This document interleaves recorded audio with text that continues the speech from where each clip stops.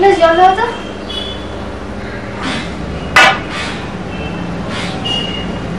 আজকে আমার বড় চিঠিপত্র এসেছিল।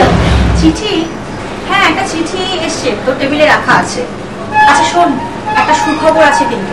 সুরজিতের চাকরিটা না হয়ে গেছে। সুরজিতের চাকরিটা হয়ে গেছে? কোথায় যে রাখে? এই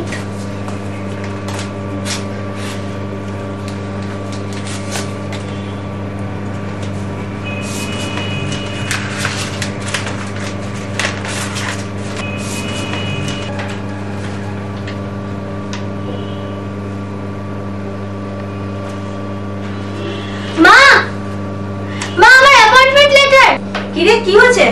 চাকরিটা হয়ে গেছে। তুমি এবার ছাড়ো এসব চাকরি চাকরি।